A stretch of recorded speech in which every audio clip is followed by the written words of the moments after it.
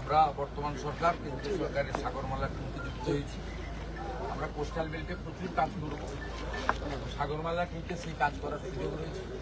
সেটা আজকে আমি একটু উল্লেখ করেছি, কিন্তু বিস্তারিত আলোচনা করিনি, কারণ আজকের বিষয়টা আলাদা।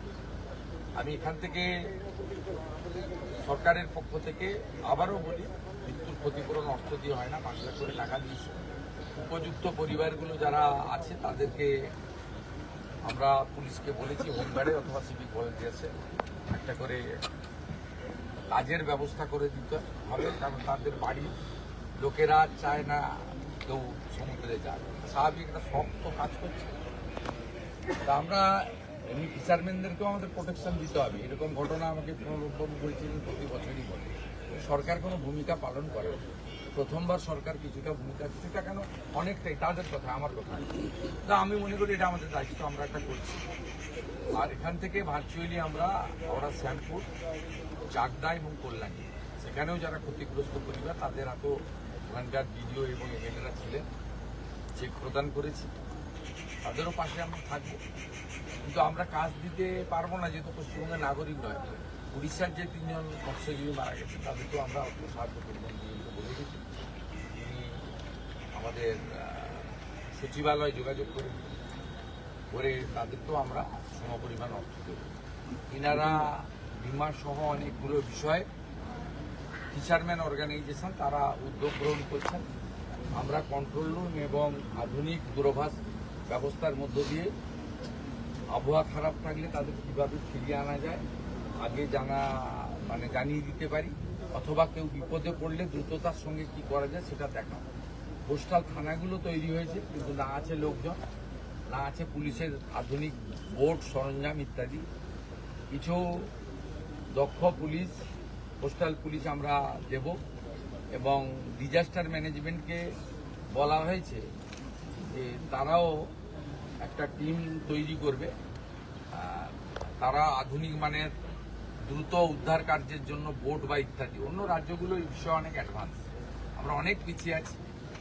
ক্যালামিটি রিলিফ ফান্ডের টাকা প্রায় 4-5 হাজার কোটি টাকা কেন্দ্র থেকে নিয়ে এসে ফেলে রেখেছে, কাজ করে না, খরচ করেনি। এগুলো থেকে করব।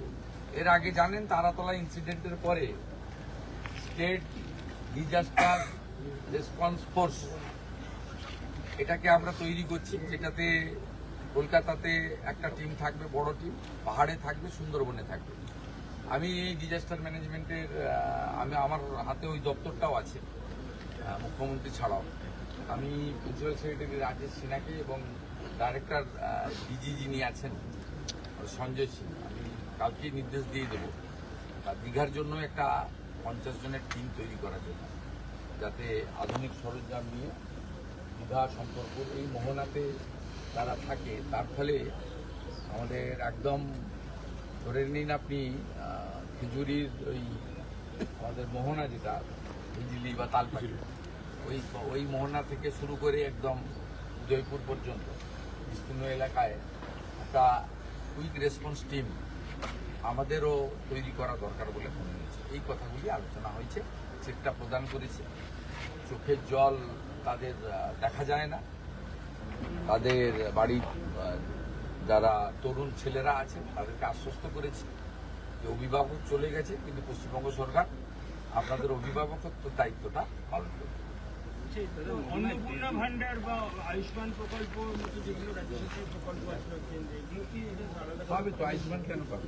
সঙ্গে তো কোনো ব্যাপার নেই।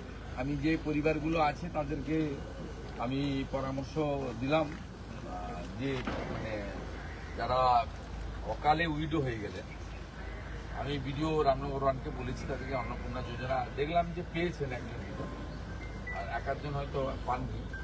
যেহেতু আমাদের উইডো পেনশন 1,500 টাকা আর অন্নপূর্ণা 3,000 টাকা, 3,000 টাকাই যাতে তারা পান অতিরিক্ত, সেটাও করা হয়েছে।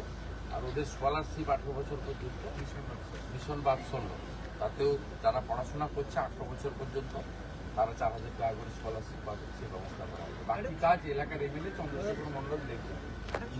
2064 ফিশারম্যানদের সেফটি সিকিউরিটি নিয়ে বরাবরই একটা প্রশ্ন থাকে, মানে ওরা সাফিসিয়েন্ট লাইফ জ্যাকেট থাকে না, ট্রলারগুলোতে যে সেফটি সিকিউরিটি থাকার কথা সেগুলো রাখা হয় না, এমনকি রেজিস্ট্রেশনও করা হয় না। এরকম অনেক ট্রলার সমুদ্রে মাছ ধরতে যায়, এই দপ্তরটা ছিল বলে তো কেউ জানে না।